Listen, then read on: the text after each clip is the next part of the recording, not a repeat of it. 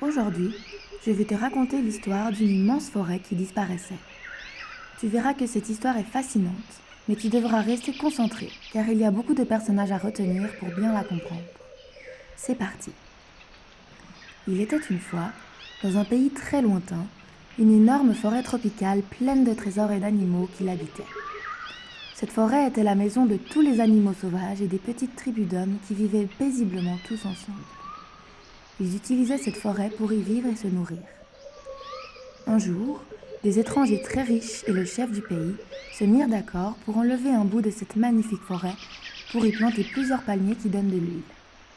Le but était de récolter cette huile et de la vendre au grand village mondial. En voyant que ces palmiers donnaient beaucoup d'huile et qu'ils rapportaient beaucoup d'argent, les habitants de ce pays lointain et des entreprises de palmiers commencèrent à s'intéresser davantage à ces palmiers. Oubliant que la forêt était si précieuse, ils décidèrent d'enlever chaque jour un bout de forêt en plus, pour pouvoir planter toujours plus de palmiers à huile. Les acheteurs du grand village mondial aimaient beaucoup cette huile et en demandaient aussi chaque fois plus. Tout le monde était heureux. Les villageois vivaient mieux qu'avant, les entreprises devenaient riches, et il y avait assez d'huile pour tout le monde. Mais un jour, on se rendit compte que certains n'étaient pas si heureux. Les animaux et les habitants de la forêt n'avaient presque plus de maisons, car toute la forêt avait été enlevée. La destruction de leur habitat avait aussi causé des problèmes dans le ciel, ce qui inquiétait beaucoup les chefs de tous les pays. Le ciel n'était plus aussi propre qu'avant, et on commençait à regretter la belle forêt qui était en train de disparaître. Alors, les chefs commencèrent à faire tout un tas de grandes réunions pour parler du ciel et de la forêt.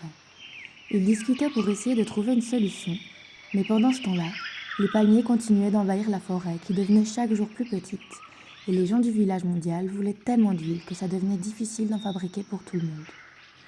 Des groupes de gentilles personnes qui adoraient la nature et les animaux décidèrent de chercher eux aussi une solution en parlant avec les villageois qui aimaient tant la forêt avant, mais qui la détruisaient quand même.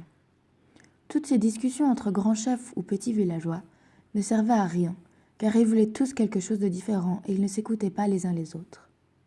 Il était donc impossible de trouver une solution à ce problème, car tout le monde avait des envies différentes. Les animaux en danger et la nature voulaient garder et reconstruire toutes les forêts disparues. Mais les gens très riches et les acheteurs du monde, eux, voulaient détruire toujours plus de forêts.